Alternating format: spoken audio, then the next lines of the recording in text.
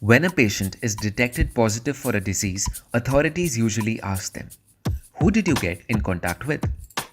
The patient would then name all the people one by one. They would say something like, "I got in contact with my boyfriend, my mother, my boss, and so on." The authorities would then get in touch with these people and ask them to self quarantine. This process is called contact tracing. The objective is to identify people who might be at the risk of an infection and restrict the further spreading of this virus by asking them to self quarantine. While the interview method is simple, there is a catch. If the person lives in an urban area, it is very likely that they would have met more people whose names they don't know or don't even remember. For example, their Uber driver, their mall receptionist, their office colleague, and so on. Thus, when authorities check the contacts for infections, they might miss out on many other at-risk individuals. Very soon, the virus can spread from the untracked individuals to their second and third degree contacts. If there was a way we could improve the contact tracing process, we could restrict the secondary and tertiary transmissions in one go. So while most countries followed the manual memory recall approach, some nations like China, Korea, and Singapore chose to use digital apps to automate the contact tracing process. So how does this work? Everybody in the country is advised to download an app with a GPS or Bluetooth based location logger. The GPS or Bluetooth is then left on at all times, especially when the person goes outside. When two devices with this app come in proximity, they exchange their device IDs and store it with the timestamp locally. When a person is confirmed as having COVID-19, the authorities can then use their location records to reach out to all the people they got in contact with and ask them to self-quarantine. Thus, there is no need for manual recalling, as your device constantly keeps a track of people that you're coming in contact with. But as you can probably imagine, even if this technology is meant for a good cause, getting tracked at all times is a serious violation of user privacy. In South Korea, for example, people started piecing together information about infected people and gossip and shame them. In China, people get a red, yellow, or a green code from an app on their phone based on whether they might be at risk or not. People with red on their phones started getting shamed.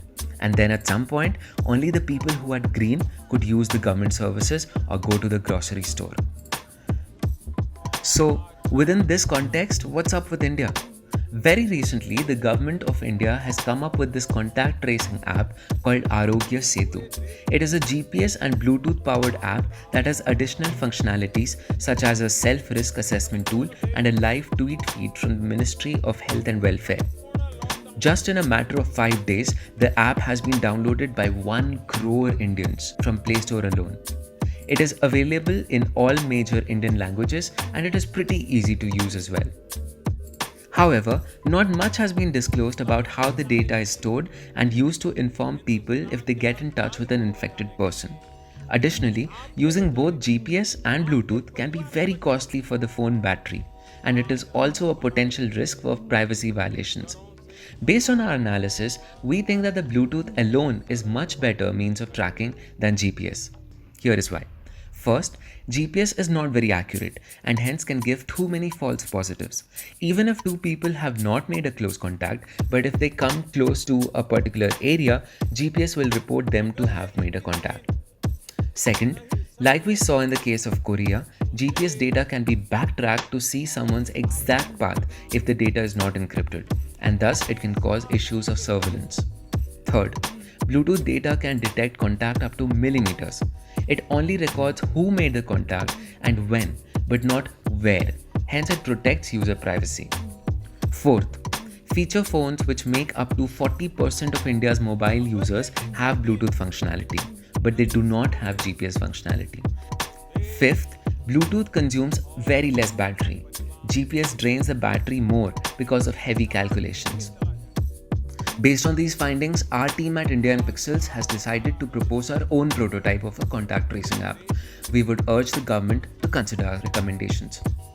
Our app will only use Bluetooth to trace your interactions, store the data locally on your phone, and notify you if one of the contacts has tested positive. Only after you are confirmed to be positive, your list of contacts will be auto-uploaded. This is the only way your data will leave your phone. We also recommend having the functionality to search for testing centers and functionality to schedule appointments. We also think that there should be a functionality to search for doctors near you and pharmacies supplying protective gears like masks and sanitizers. Also, we will have a tracker built into the app so that you can stay updated about the official figures of cases and recoveries. While it is a great step from India to use technology to solve this problem, we think there should be more transparency about how our data is being used so that we can all trust this app even when the lockdown is over.